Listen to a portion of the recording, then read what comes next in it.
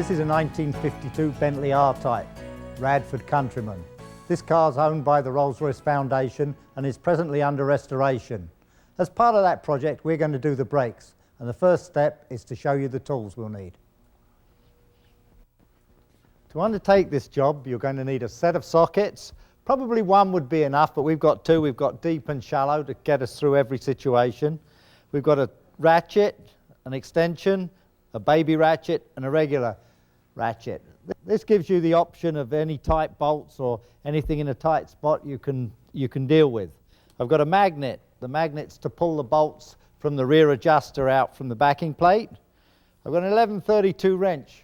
That's the wrench of choice for me for the 2BA bolts. I've got a nice six-sided one. Any tight bolts it'll get out. Then I've got a set of double open-ended wrenches. The reason for this is generally you're dealing with bolts on these early cars and you'll have a nut at the other end, so that gives you the option to hold a square head. And then I've got a combination set of wrenches. This gives me a box end if I've got any tight nuts. And what I'm using is two 15/16 wrenches for the servo, for the locking nuts on the servo. And I've got a short one there for my preference. And what I've got here is an American brake tool. This tool is available from Snap-on, but it works very well for removing the springs on the front shoes or the front master cylinder that holds the shoes in, and the rear. So that's a must. You need one of those. I have a brass or a soft hammer there, and I have a regular hammer. I've got a number of punches, all different sizes, for knocking clevis pins out and also for supporting the rivets when we rivet the shoes and the servo liner on. I've got a soft brass drift for beating on things that I don't want to damage.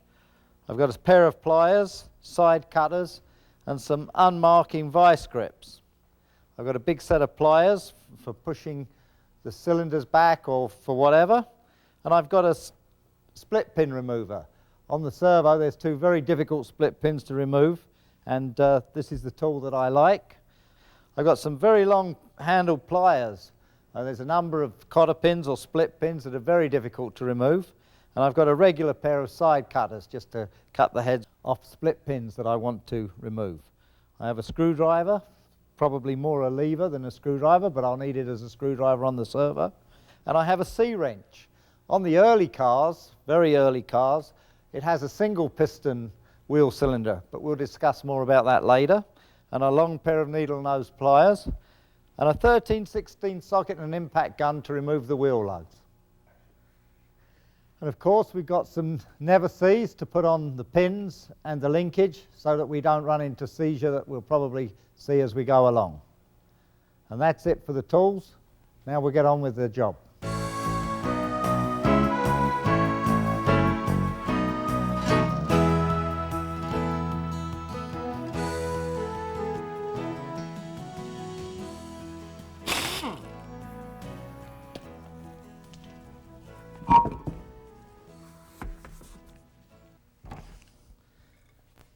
When you remove the wheels, the next step is to remove the drums.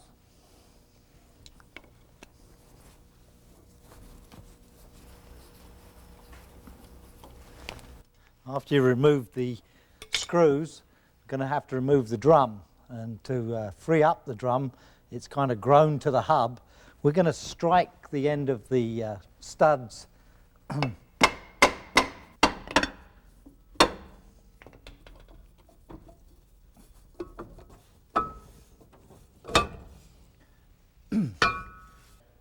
The reason we didn't bang the edge of the drum is you can see the fins on there are very thin and we would have broken those off. So that's the reason we struck the end of the studs, which jarred it enough to free up the drum from the hub. The next step is to remove the springs and to remove the shoes. So we're going to remove the spring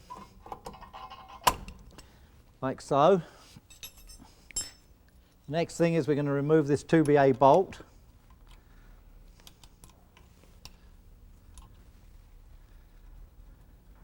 This is going to free off the horseshoe clip there. We're going to remove the clevis pin. Been in here a little while, bit seized up, like so. You can see the arm drop down. That allows us to pull the shoe away.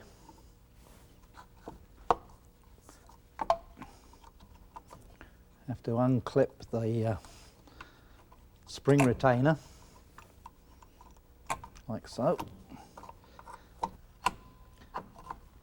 So we're going to allow the shoe to come in close to us, the spring is pulling. We're going to try and get this piece of linkage out of the way, like so. And then we're going to pull against the spring and bring the shoes off, like so. That removes the shoe. We're left with the cylinder, the wheel cylinder. We're left with an extremely old hose. We can see the herringbone pattern, and we know that they haven't used that for a good number of years, so we'll need to change that. Now we're going to inspect the wheel cylinder to see what's going on there. I'm going to lift out the rubber dust cover, like so. You can see a good deal of rust and stuff in there, so the expectation will be for the cylinder to be seized. So what I'm going to do now to make life easy for myself is I'm going to use a brass drift, and I'm going to push the two pistons out.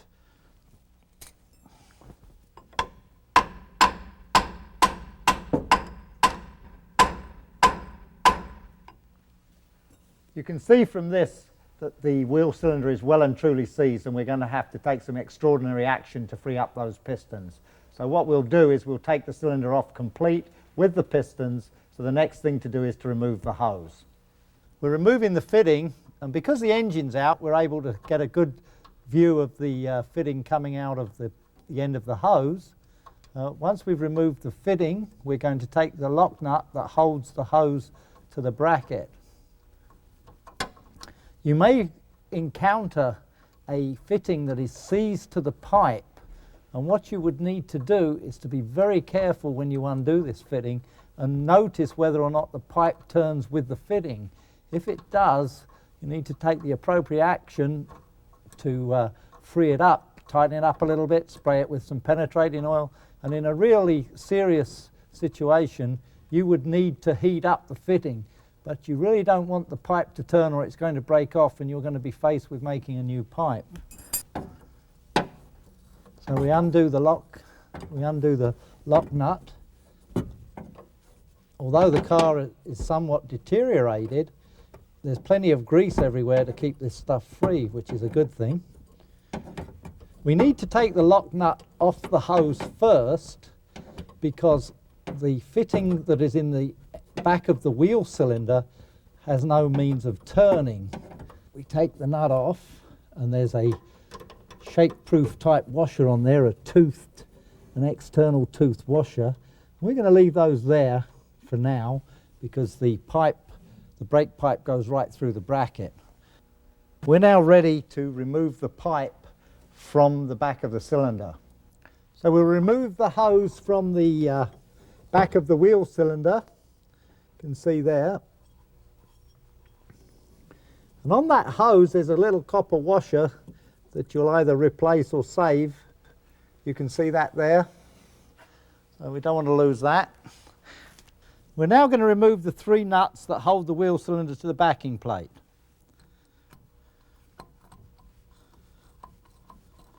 Let's get this last stud out, because it's coming with the nut.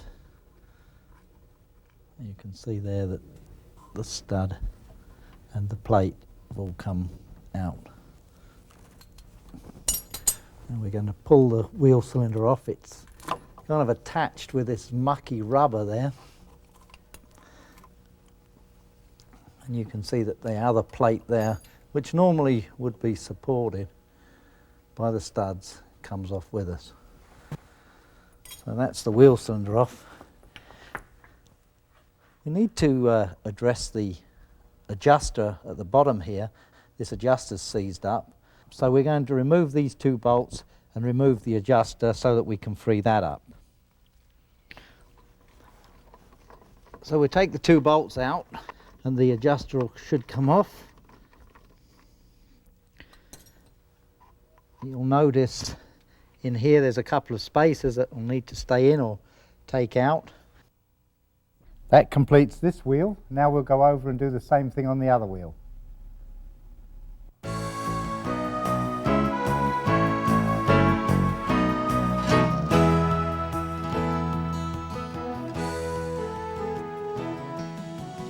We've removed the wheel and the drum the same way we did the front, and now we're going to remove the brake shoes. First thing we're going to do is remove this spring, and then we're going to remove this bolt and the clevis pin, this bolt and that clevis pin. So we're using the same tool we used on the front, and we're going to pull against the spring and take it off the pin. It's a bit of a fiddle, so you might take a couple of good tries. A bit of a tough one there, so we pulled that off. Don't need to worry too much about the spring. Remove this bolt. We're going to take the clip off, if we can. Everything's a little tight on this car, as I said before. So, pull that.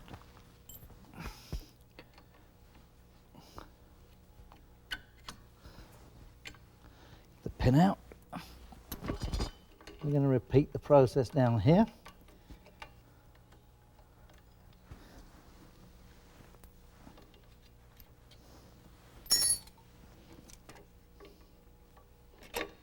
Take that pin out. It's taken the linkage off the brake shoes. Now we're going to pull down, pull up. Then we're going to pull the shoe off the back, off there. We'll work it around, and that removes the shoes. So we're going to pull this piece of linkage off, just to get it out of the way. Rotate the axle shaft. Now we're going to have to take the expander out. There's no hydraulics in the rear of these cars, just mechanical brakes. And this expander is seized up, so we're going to take it off the backing plate, take it to the bench, and I'll show you how to free that up. We've got a couple of split pins in there and a couple of castellated nuts. So now we need to take the split pins out. Because of the tight location of the split pins, the only hope we've got is to put these pliers, these long arm pliers, on the head of the split pin and pull. So that's what we're going to do. You can see that we managed to get that one out, or half of it.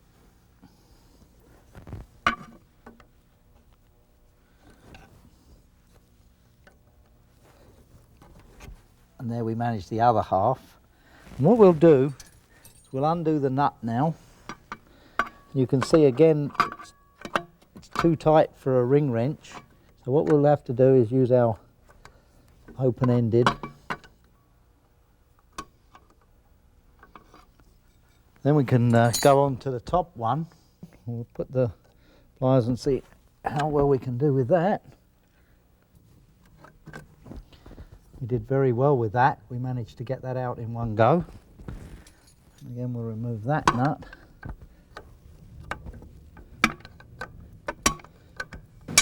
You really need to get those split pins, cotter pins out of there.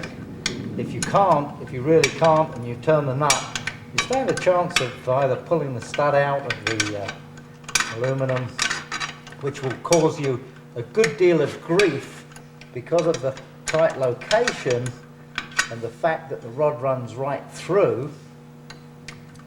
It won't release it, so it's very, very important. And those long handled pliers seem to be the ticket for being able to get the tightest of split pins out. So we've now removed the nuts more or less from the studs, and we'll leave those there. We're going to have to let go of the rod on the inside at the compensator on the rear axle, and we'll do that in a few moments. What we're going to do now is we're going to remove the bolts from the adjuster at the back of the front of the backing plate. So we'll get our pliers on the pin.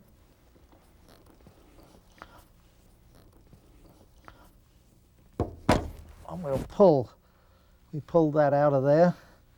Now we're going to push up on the clevis pin, hopefully. See, it comes up. So we've got the pliers on the top of the pin, and now we're going to try and pull it out. We're using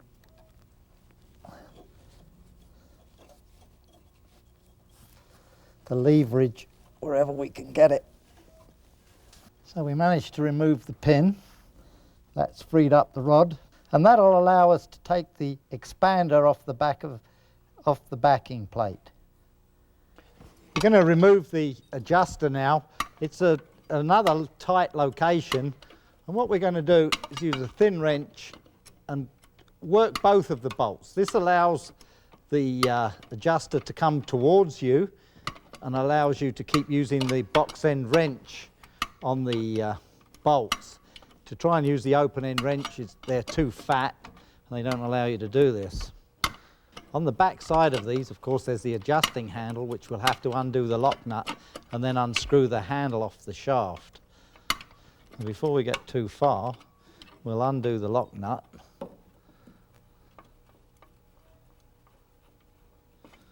And then we'll undo the handle.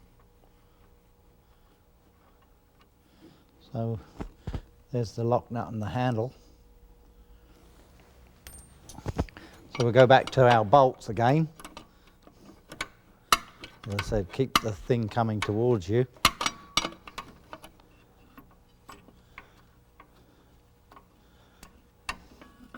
We'll pull that out, and that's the backing plate. So now we're going to pull the expander out.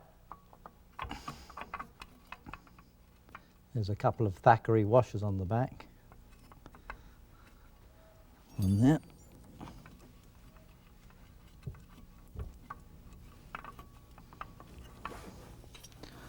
Also, we've got a rubber O-ring that's stopping us pulling the expander right out. And there's the dust cover. We're going to work the dust cover through because we're going to need that.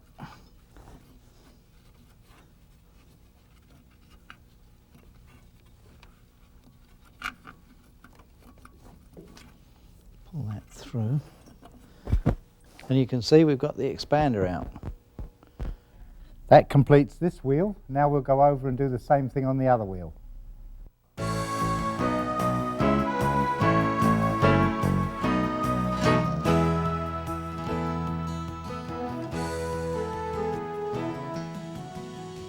As I demonstrated on the car, the wheel cylinder was very badly seized up.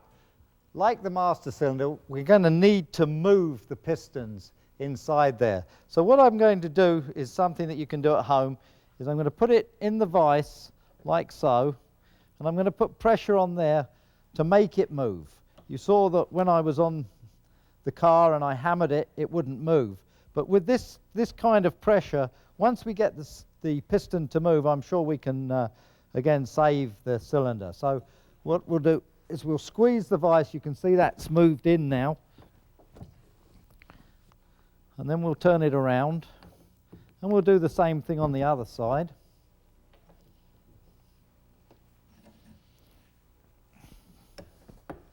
Make sure it's nice and square. You don't want to put pressure on the wrong spot. You can see that also started to move. You can see that that's pushing the fluid out, so we know we've got good movement there. I'm going to continue to push on that, hoping that the whole thing will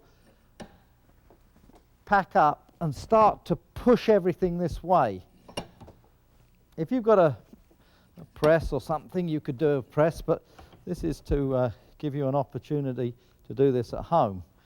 Now you can see there that the piston has moved, and moved quite well out. So we're in pretty good shape there, and we'll see if it'll now move that way. Can tell by the sound that we're getting movement. You can see it's almost out, and I can actually pull it right out now. So we'll put it back in the vise, and we'll continue to knock the piston, which will push the expanders and the spring out.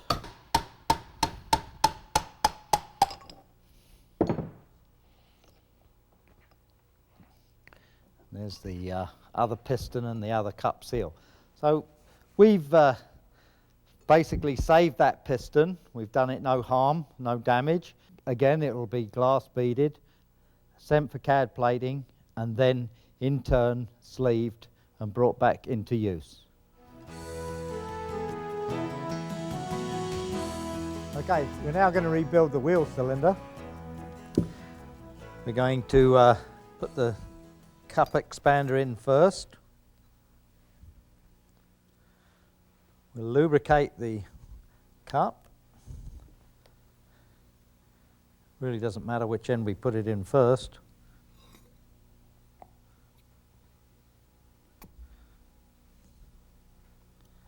Make it straight, like so. And we can put a piston in.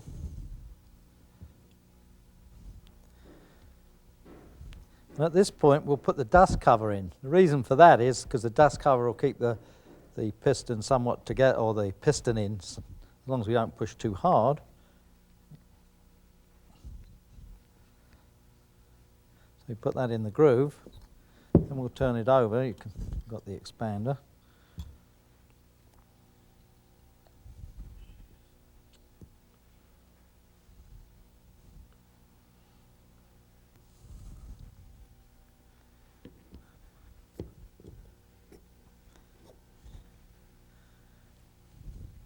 Put the dust cover in, so.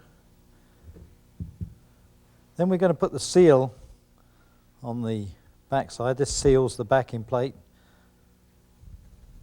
You can put the nipple in.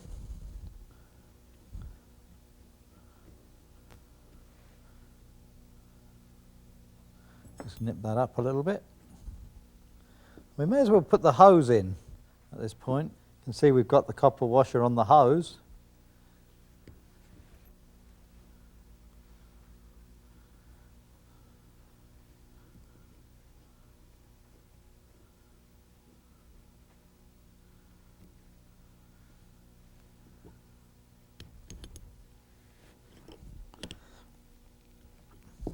And that's the wheel cylinder rebuilt and ready to go on the car. And of course we'd repeat the process for the other side.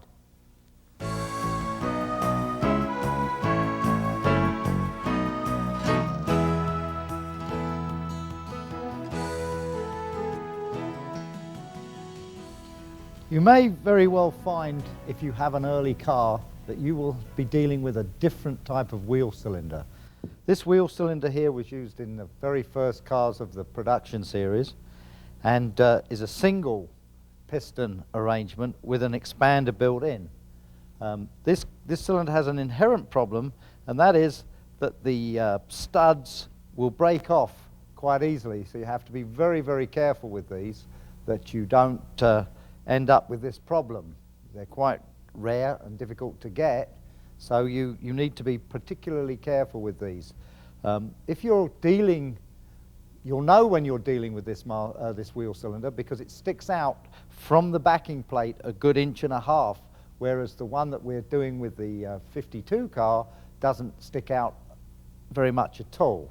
So what I'm going to do, just for the benefit of those people that end up with this wheel cylinder, is I'm going to take it apart and show and explain the setup for putting it back together. There's a small Allen screw that locks the closing cap there. If you just loosen that off. Then we're going to put it in the vise to hold it. We're going to take our C-spanner and undo it. If it's very, very tight, which it could well be, the best thing to shock it, to loosen it up, I've found, is to put it on the edge of the vise and strike it there with a soft hammer, and do that several times all the way round, and you'll find that that'll free that up easily. Inside here is a spring, so you'll need to hang on to it as you undo it. As you can see, everything's rusty and seized up that we've dealt with today. Also, as in the rear expanders, you can see that there's 2 rivets to hold the expanders from coming out in this unit also.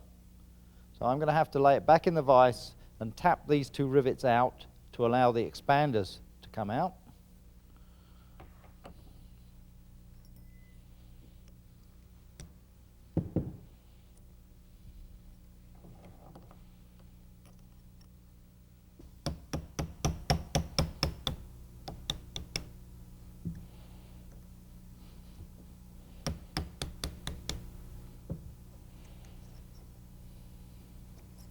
So we then take the expanders out. You can see the cutout where the rivet goes through.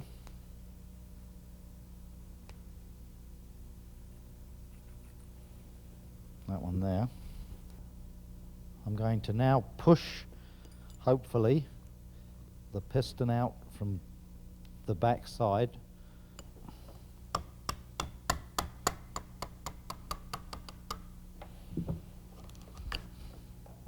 You can see the ramp that pushes the expander with the roller there, which causes that to do it. So you've got hydraulic pressure on a cup seal which pushes the piston, which sends the expanders out. So we'll look into that now. We've got a real mess inside there, you can see, so I'm going to have to dig at that rubber to make it come out. By digging all around the rubber, I've managed to loosen it up enough, so I'm pushing out, as you can see. So we have a single cup in there, and inside we have an expander and a spring. And you can see we got very lucky with that, because we didn't do too much damage. There's a hole all the way through, which allowed us to push on the rubber and onto the bottom of the piston. Had this stud not been broken off, this cylinder would be quite savable. If you're equipped with that, you can see that all you'll need for the car is 2 rubber cups, not 4 as you would if you had the later one.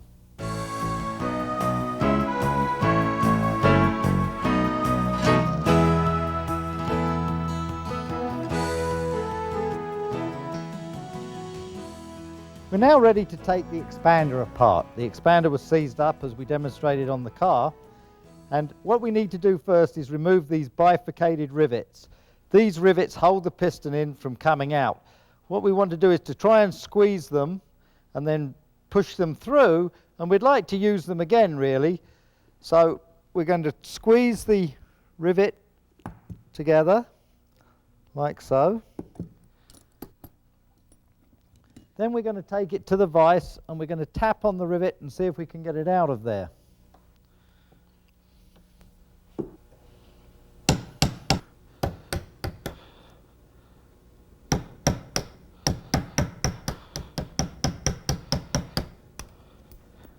And what we're going to do now is we're going to pull these pistons out. I pulled on the rod which pushed them out somewhat. You can see that the piston has a roller, and this is tapered, which pushes them out.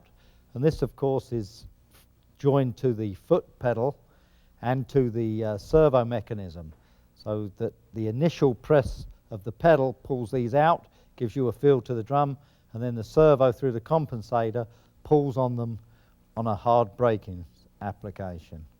So we'll pull that one out as well. It's a little old and tired, the grease, a little sticky. Now what we're going to do is we've got good action there, pretty good action. So we'll wash this out thoroughly and clean it. If, however, this had been seized up, we would have needed to take this ring off that would allow our piston to come through. This is the spring holder, and then that would come through. So what I'll do for the purpose of demonstration is I'll put this in here, and we'll see if we can get this to move. I'm using a pair of vice grips that aren't going to mark up the piece. There's no real teeth, and you can see we're undoing that there.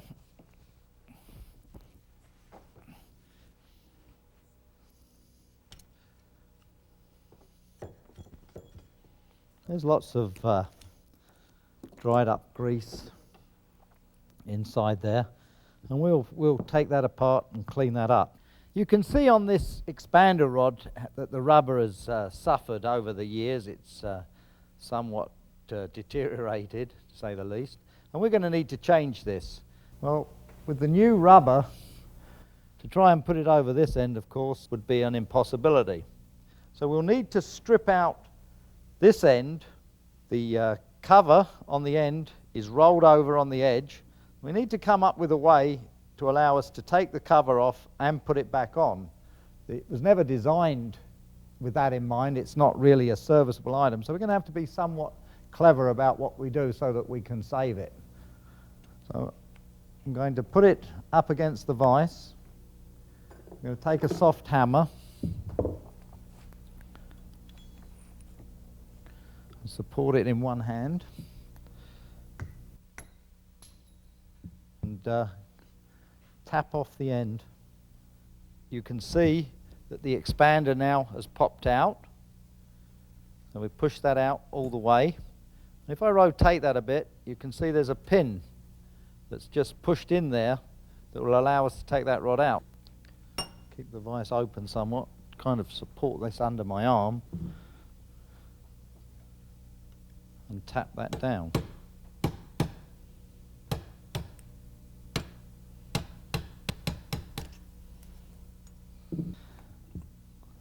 That allows us to pull the expander off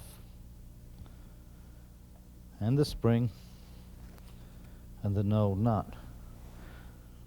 We'll have no difficulty getting the old rubber off. You can see there. And that's what we do for the expander. Now we'll go on to the adjuster. This is also in the rear drum. And this is a very similar item. It's an expander. The handle, when you turn it, winds this in, which pushes these out. That in turn pushes the shoes against the drum. You can see that the grease has dried up and got sticky in there, and that's why we took it off. So that'll go into the solution also and clean that up. We'll need to wind this all the way out. So we'll put the handle onto the expander and we'll use that to make this thing come apart. So we'll hold it in the vise like so, and I'll take these pliers. I hope that it'll move. It's just a little tight, a little stiff. What we're going to do is we're going to wind that all the way out, and that'll give us the opportunity to clean the threads and then to put some anti-seize or never seize on there. I need to take a minute now to hold the shaft because I have to get the handle off again. You can see it's tightened right up with the moving that. Oh, we got that freed up.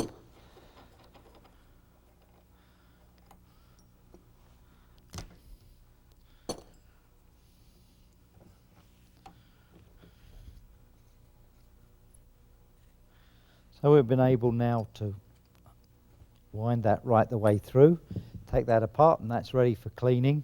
And when it's all washed, we'll lubricate it up and put it back together. We'll put a bit of Vaseline inside the rubber.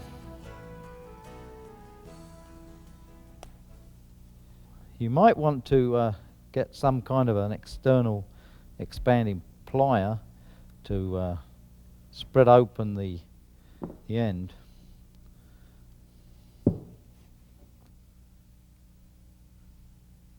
This is still somewhat of a trick shot because even though you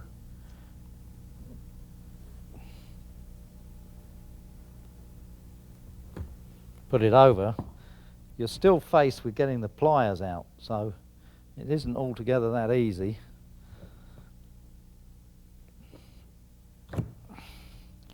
We drag that off there. So we're going to put the cover and the spring on the rod. We'll pass that through the expander body We'll put the expander on the rod. I'm going to have to go to the vise. And we've gone in a bit. I'm going to rotate it and I'll look to see how central our rod is. Try and get that over the hole. So I look down there. I'll turn it back.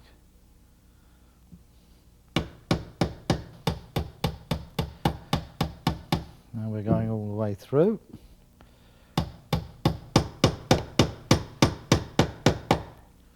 So we've made that very flush, you can see that. Now I've split the difference. There's 2 slots there, and we'll slide the expander in there. So we've got the rivets on the same side as the cutouts. Cutout rivet and our 2 rollers. So we're going to put some grease in there, some anti-seize type stuff. Just coat that up, coat in there. Give it a good coat in there, and that allows us to put the roller in there. Hopefully we'll get some support. And that goes in like so. Again, we'll bring that up just a little bit. Okay. We have to put our rivets back in.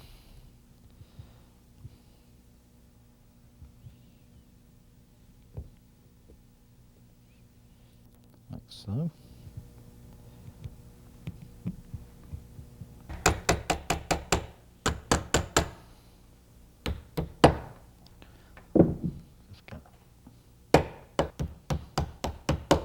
Tap it through. Now we're just going to bend these over a little bit to just to stop them coming out.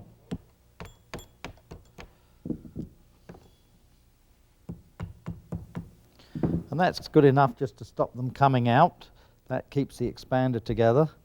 Now when we pull that out, you can see those come out. When we push it in, they go back in. We need to now put the cover back on. This isn't a serviceable item, as I said, so we're going to have to push it back on. We've kept it as tight as we can.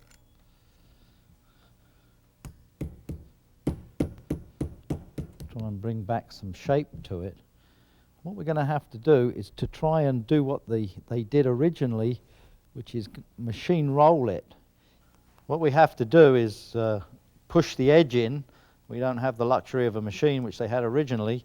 And I'm going to take a small chisel and I'm going to just go round it, probably in about 4 or 5 places. And I'm even able to spin it. So I've moved it around a bit. It's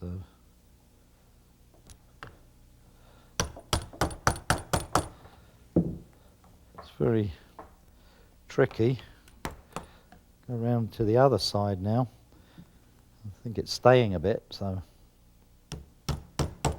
we've pushed. You can see where I managed to get that to actually roll down quite nicely. It still rotates. I will take advantage of that to bring that around. You can see that's gone in. So I would say we're achieving our goal.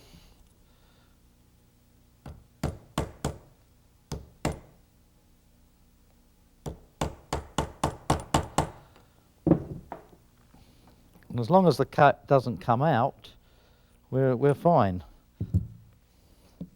So we've gone around there 2 or 3 or 4 places, and that's holding the whole thing together. So we'll leave it at that. We'll push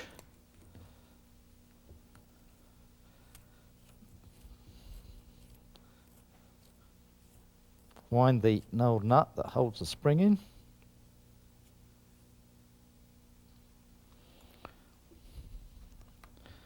And if I can demonstrate perhaps.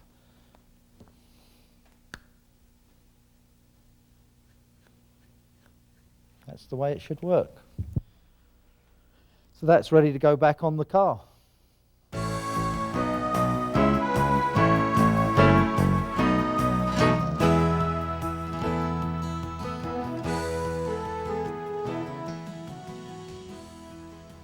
I strongly recommend that you replace the linings with riveted linings that you buy from the dealer. And what I'm going to do is I'm going to demonstrate how to take the linings off and how to put linings on. It's a very easy operation, and you can do it in the vise in the garage. So we'll go through that now. So we'll hold it in the vise like so, and we'll just drill off the heads of the rivet. We're not going to go through the steel.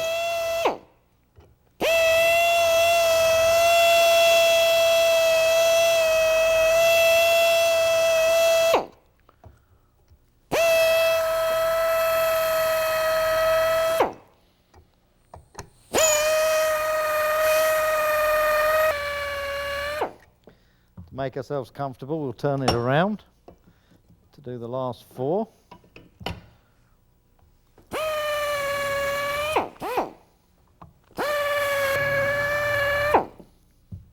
And then what I'm going to do is take the shoe out. I'm going to close the vise up and use that as support.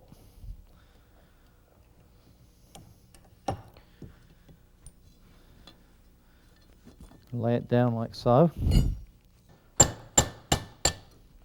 Just knock all the rivets out.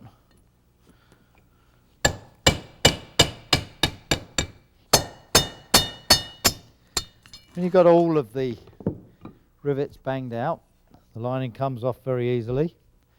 So now we're ready to clean the grease off this, glass bead it, and send it out for CAD plating. And when it comes back, we'll be ready to put a lining on it. There's 2 types of shoes used on this car. The front, which is a thinner support, and the rear, which is a bigger support.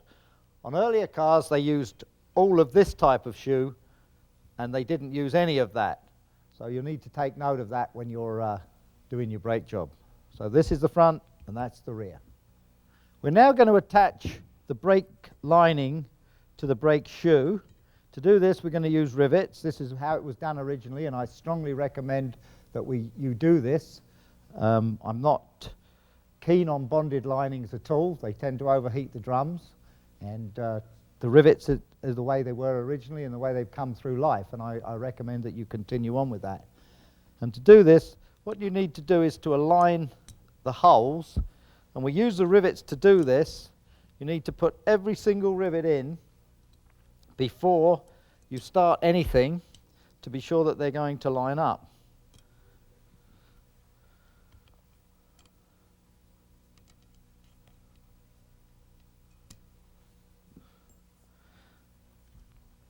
If you don't do that, you'll find yourself unable to put the rivets in the end. The shoe and the lining may not have exactly the same arc, so you'll need to pull it around sufficiently.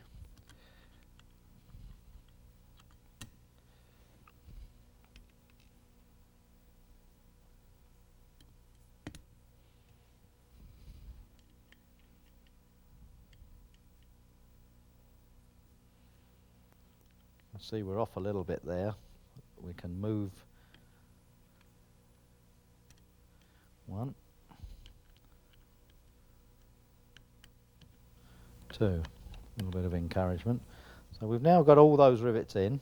You can see that the arc of the lining isn't quite the same as the shoe, and to overcome that, we're going to just take a set of vice grips and we're going to pull that down. You can see that, squash that down there. And then I'm going to turn it over.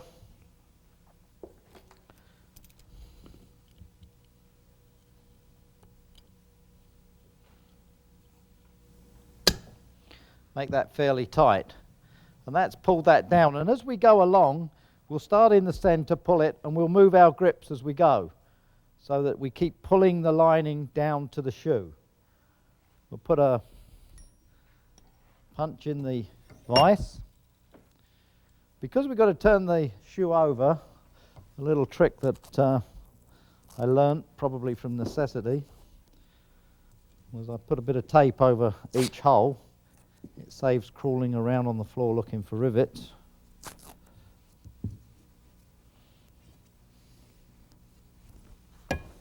We position that like so. we're using a rivet punch or a rivet set. You can see the shape in the end of the punch, which will turn our rivets over nicely.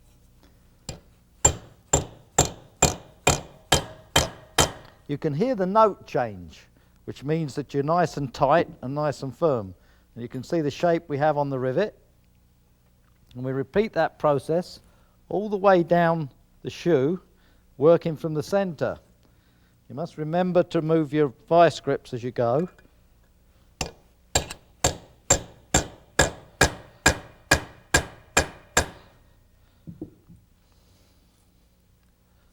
So the vice grips are here, so we'll do this line with no problem.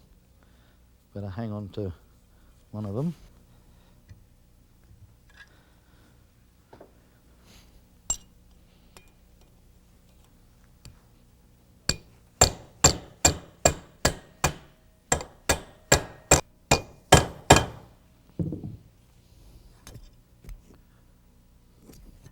So now we'll move our vice grip down.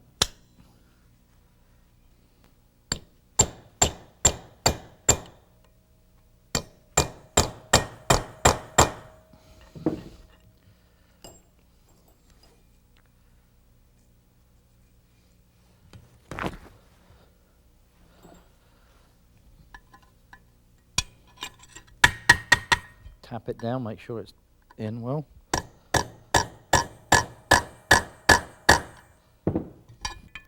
So we're down to our last rivet now.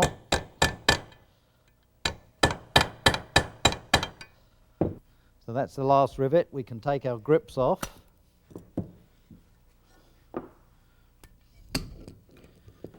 And you can see that that lining is right onto that shoe all the way round.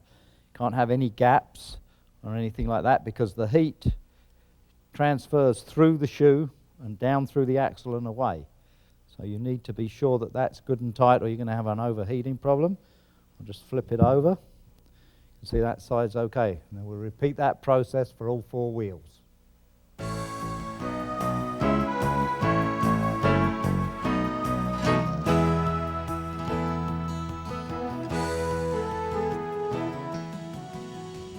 First thing we're going to do is change the linkage and the springs over to the new shoes. Remove the split pin from the clevis pin.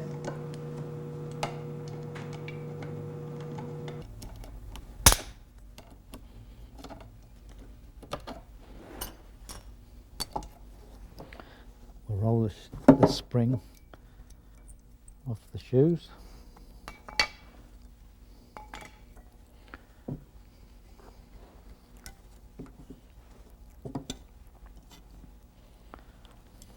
The spring on.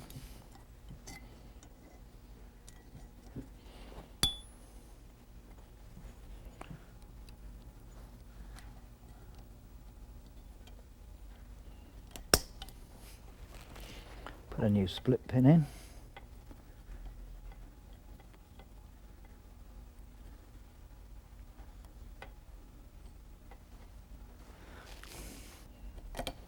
We'll bend the 2 legs around like so.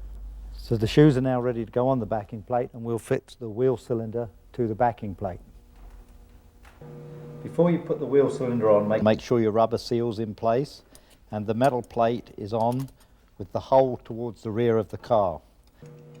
Push the hose through the hole and pick up the 3 studs in the holes.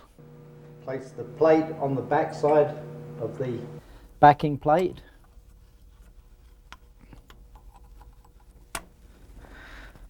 And spring washers and nuts hold it on.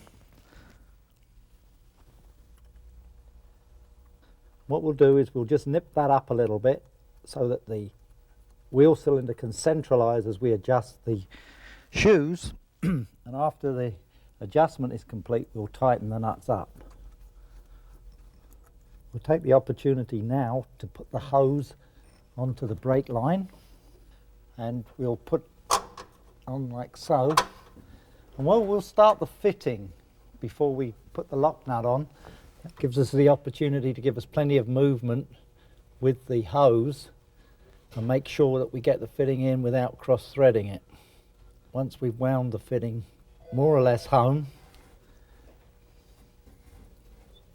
we'll bring the lock nut up to the hose. So we're now going to lubricate the adjuster and fit it to the backing plate. Lubricate the threads, place it through the big hole on the adjuster.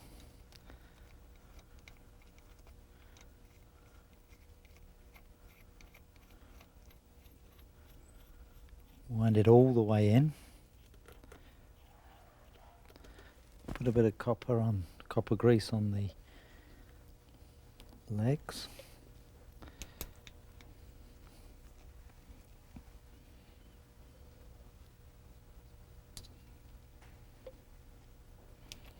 Put those in. You can see the slot there lines up with the hole. Then we just slip it into the backing plate. Then we take our special bolts with a titty on the end, and they hold the adjusting legs into the adjuster.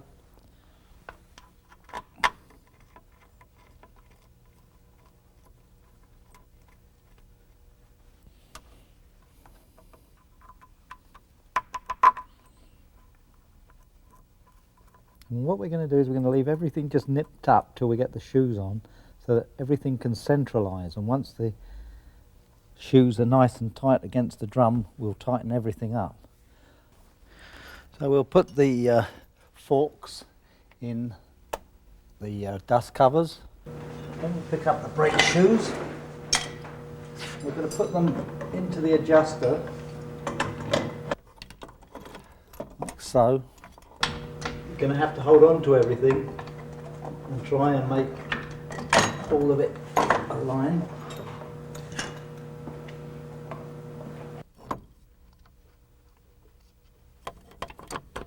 Like so. It's a bit fiddly, but once you get everything in place, it'll stay there.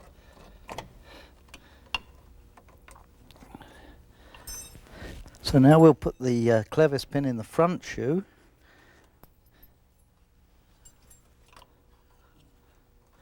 Making sure everything is in place so that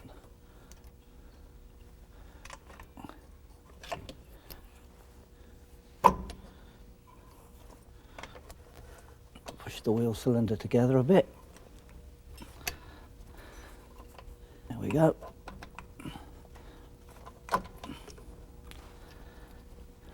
Align the pin so that the clip fits in. Put the bolt in. Tighten that up.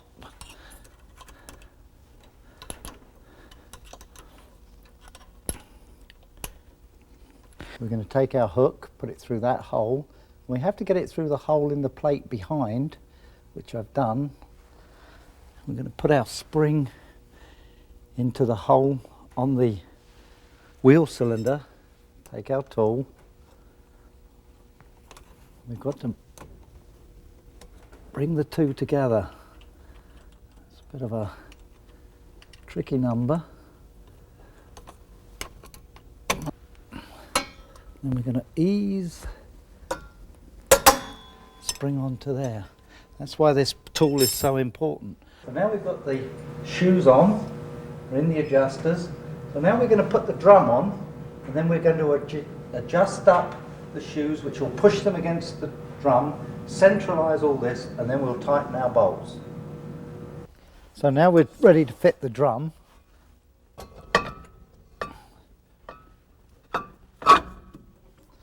Put the 3 screws in.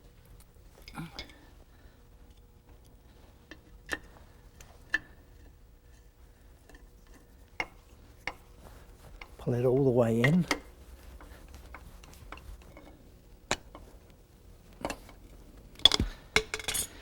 Now we're nice and free, so we're going to tighten up the adjuster at the bottom.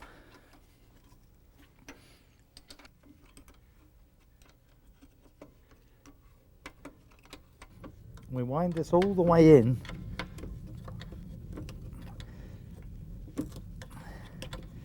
Until we really can't move it anymore.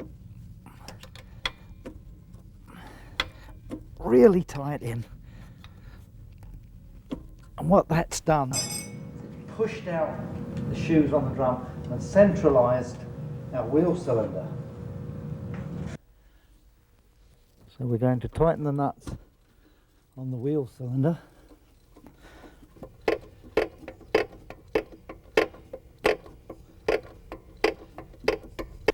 We're going to tighten the anchor bolts for the adjuster.